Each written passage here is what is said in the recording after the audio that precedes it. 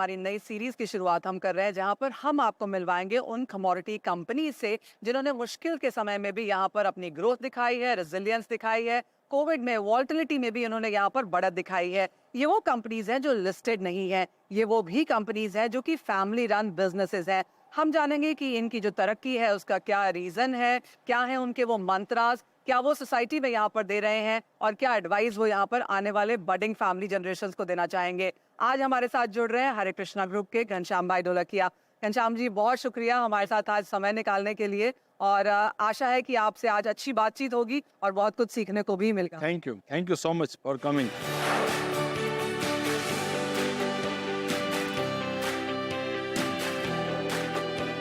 तो ये बताइए कि कंपनी कब से शुरू हुई, आपने कब इसे टेक ओवर किया और आपके रहते हुए आपने यहाँ पर इसे कितनी ग्रोथ दिखाई है? हरे कृष्णा वैसे स्टार्ट हुआ 1992 में। हमने चारों भाई ने स्टार्ट किया। फादर की ये सोच थी मनीषा जी के ग्रो होने का है तो सिटी में जाइए, गांव में नहीं थे। हमारा तो गांव बहुत छोटा है, गुजरात में अमरेली डिस्ट्रिक्ट का नाम सुना होगा, और दुधाला गांव है। वहां से फादर ने बड़े भाई सौजी भाई को 1977 में सूरत भेजा। उसके बाद दूसरे ब्रदर को भेजा, फिर तीसरे ब्रदर को भेजा। पिताजी की ये सोच थी कि आगे बढ़ने का तो सिटी में जाने का। ब्रदर आके सूरत में काम किया, पॉलिशिंग का काम किया, फिर 2 यूनिट स्टार्ट किया, थोड़े टाइम चले, वापस बंद हो गए। 87 में सौजी भाई पहली बार बेल्जियम गए, तो मैं तभी बॉम्बे आया। मैंने पहली बार बॉम्बे देखा। बॉम्बे देखने के बाद लगा कि बॉम्बे तो बहुत बढ़िया है, यही रह रहा है। यही रहना चाहिए। और सूरत से हीरा कहाँ पे जा रहा है, तो क्या बॉम्बे जा रहा है। तो फिर बॉम्बे हीरा नहीं बेचे, वो बात करके सौजी भाई को बात किया, और 1992 में हमने चारों भाई ने मिला के हरे कृष्णा स्टार्ट किया। सौजी भाई का काम रॉ मटेरियल खरीदने का, मेरा काम बेचने का और फाइनेंस का, दूसरे 2 ब्रदर का मैन्युफैक्चरिंग करने का।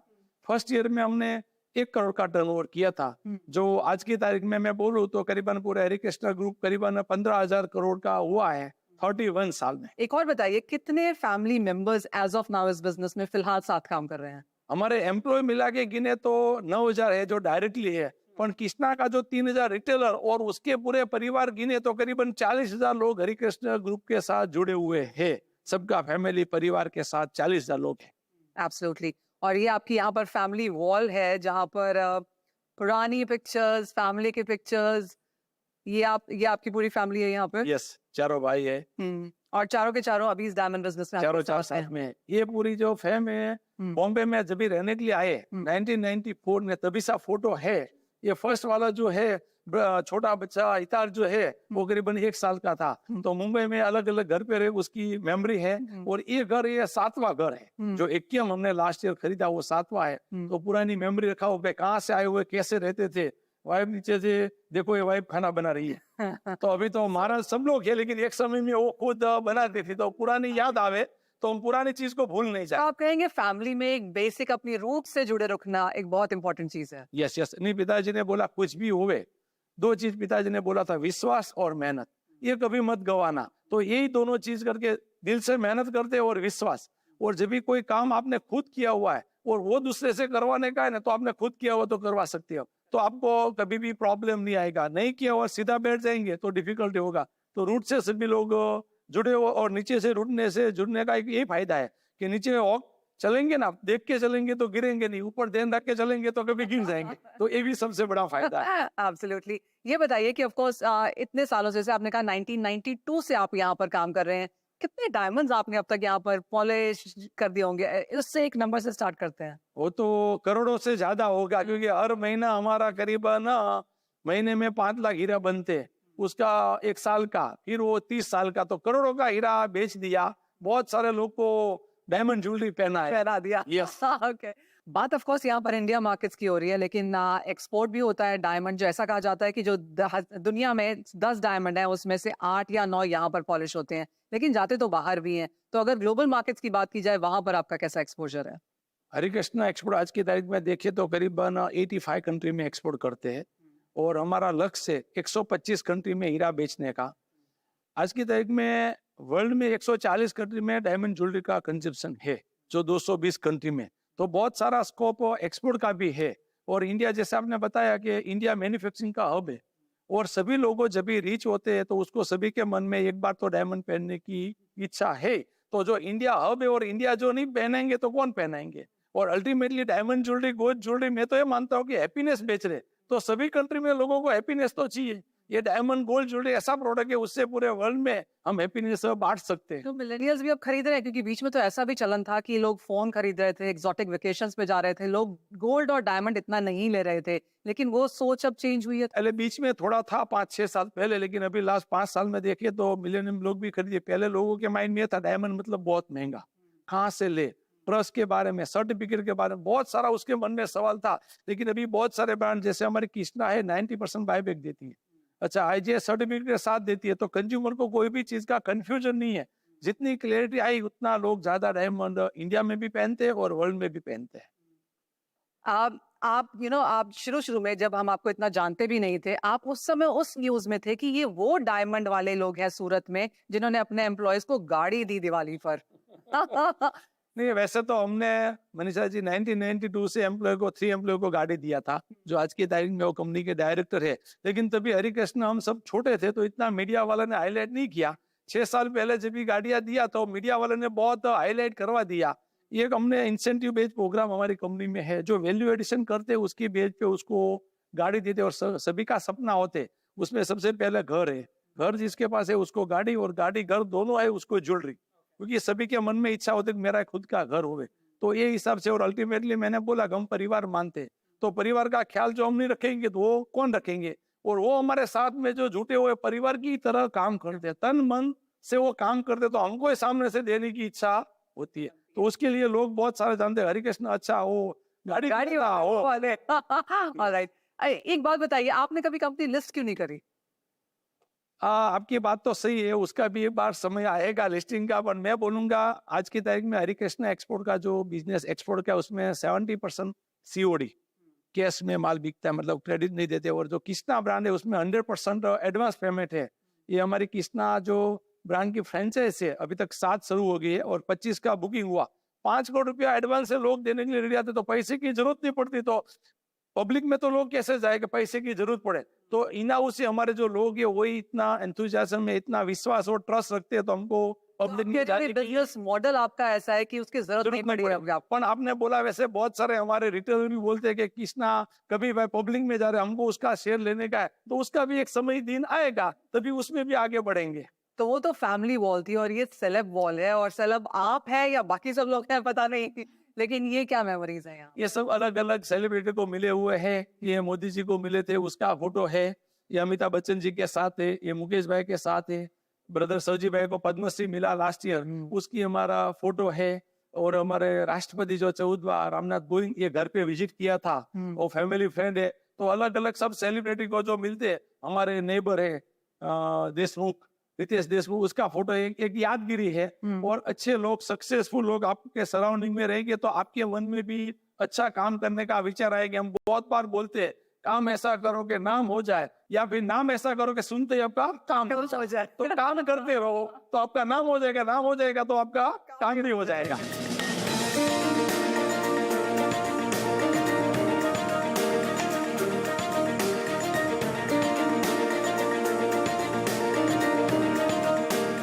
घनश्याम भाई, जिस तरह का बिजनेस आपने यहाँ पर खड़ा किया है, क्लियरली एक विजन वहां पर रहा होगा, या फिर आपको लगता है कि आपने अडाप्ट किया, जैसे जैसे चीजें बदलती गई आप उसको अडाप्ट करते चले गए?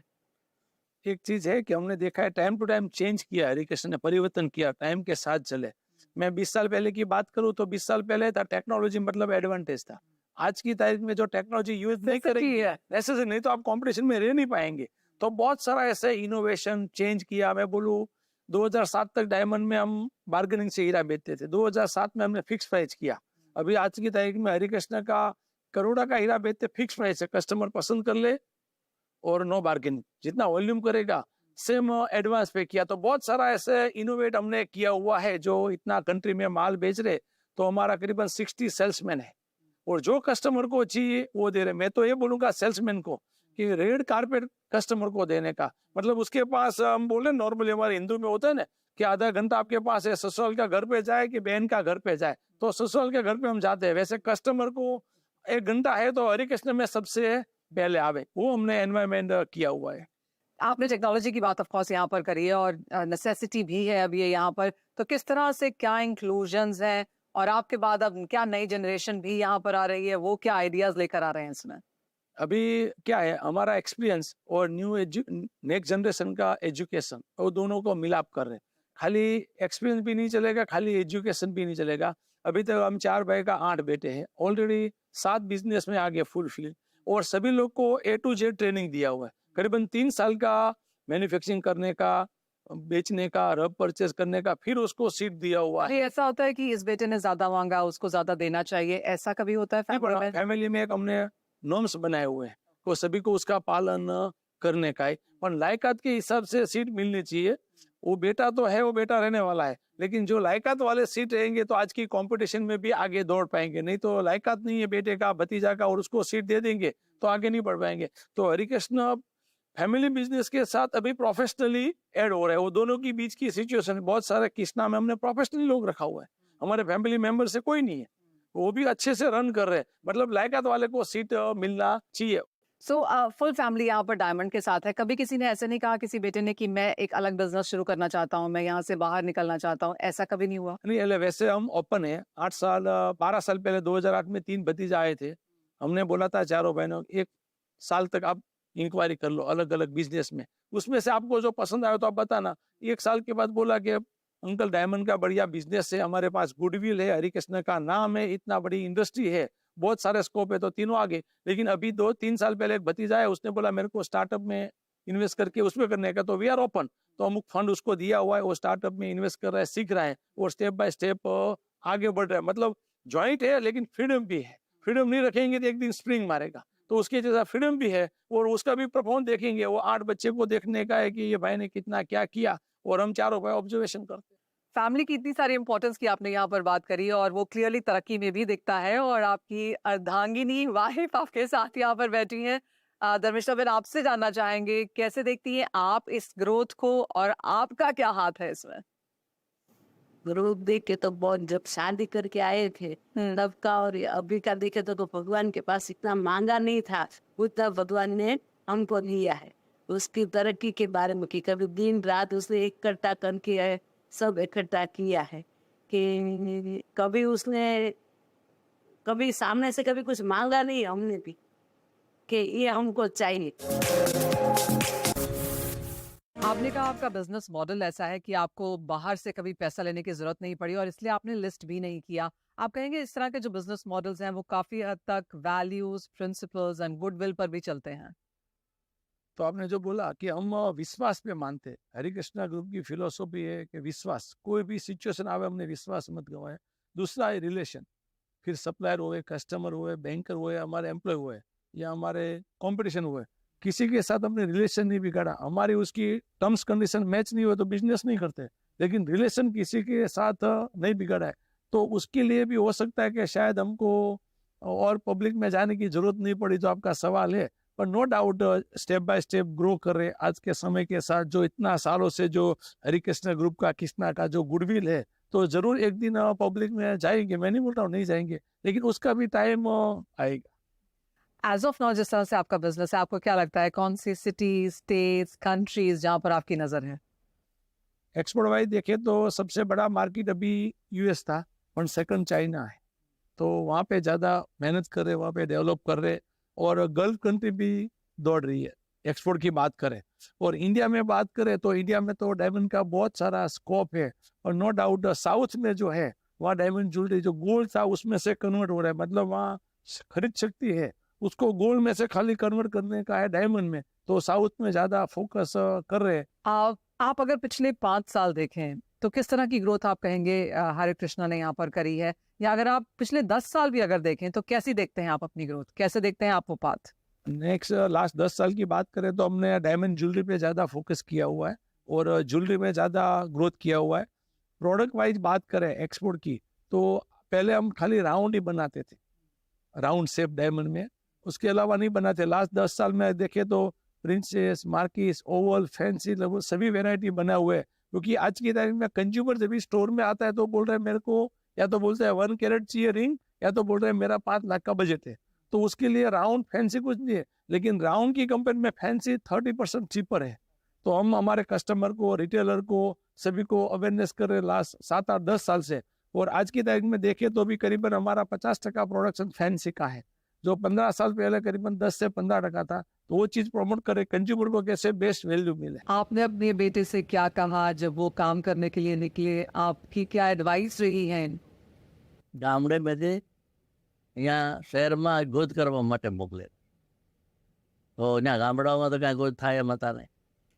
કે શહેરમાં જાઓ, ત્યાં કાંઈ ધંધો કરો, હીરા ગછો, હીરાનો કારખાનો નાખો, ઓફિસ બનાવો અને ગોત કરો, એમ કરીને બધાને મોકલેલા.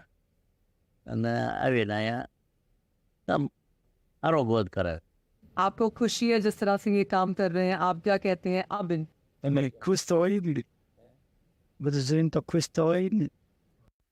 एक अच्छे बिजनेस और एक अच्छे लीडरशिप की पहचान ये होती है कि उनके आगे का विजन क्या है, और यही एग्जैक्टली हमारा अगला सवाल आपसे है. आपने ये तो बताया कि कैसे हार्डवर्क आपने किया, किस तरह की ग्रोथ है, फैमिली की इंपॉर्टेंस क्या है, लेकिन अब यहाँ से क्या अगले 5 साल, 10 साल, क्या 20 साल का विजन भी तैयार है आपके साथ? यस, हमारा तो बहुत क्लियर माइंड है कि वर्ल्ड में किसी को भी डायमंड चाहिए तो हरि कृष्णा का नाम आना चाहिए. इंडिया में किसी को भी डायमंड ज्वेलरी खरीदने का तो कृष्णा का नाम आना चाहिए.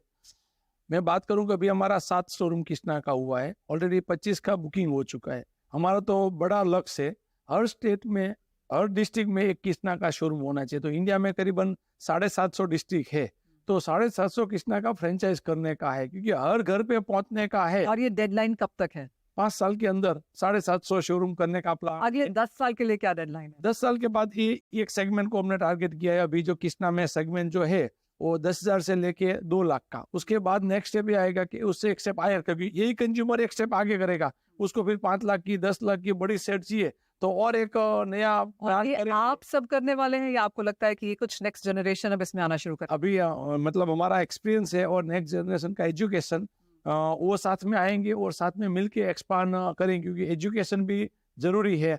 और ये इतना बड़ा हरिकृष्णा ग्रुप का एनवायरमेंट है, तो नेक्स्ट जनरेशन ऑलरेडी इंटरेस्टेड भी है और ये भी उसके साथ में लगे हुए हैं. तो दोनों साथ में मिलके पूरे इंडिया में ज्वेलरी और आगे जाके वर्ल्ड में भी ये कृष्णा ब्रांड करे, ये हमारा सपना है कि सभी जगह पे कृष्णा मिले. 5000 पहले भी कृष्णा भगवान थे, अभी भी लोग इंडिया में और फॉरेन में बिलीव करते.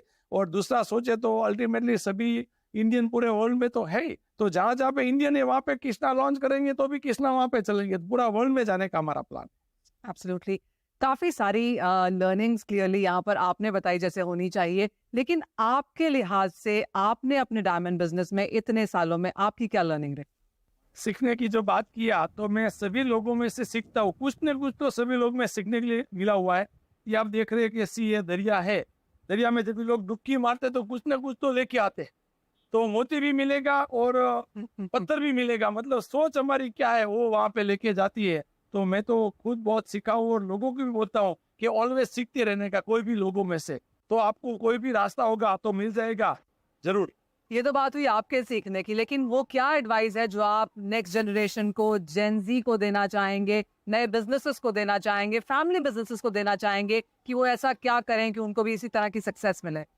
मैं नेक्स्ट जनरेशन को या तो कोई भी एंटरप्रेन्योर को ये भी बोलूंगा, जो भी करो वो दिल से करो, और जो चीज आपको करने का है वो खुद आना चाहिए, तो आप लोगों से करवा पाएंगे. और दिल से करते तो उसमें रिजल्ट भी जरूर मिलता है, ऊपर से कोई चीज नहीं होती है. तो आपको डीप में जाना पड़ेगा. और लास्ट में बोलूंगा, चलता रहूंगा जीवन पथ पर, चलने में माहिर बन जाऊंगा, या तो मंजिल मिल जाएगी या तो अच्छा मुसाफिर बन जाऊंगा. क्या बात है घनश्याम भाई, बहुत शुक्रिया हमारे साथ आज ये समय निकालने के लिए, और ऑफ कोर्स काफी सारे वो जेम्स हमारे दर्शकों के साथ शेयर भी करने के लिए. Thank you so much. Thank you.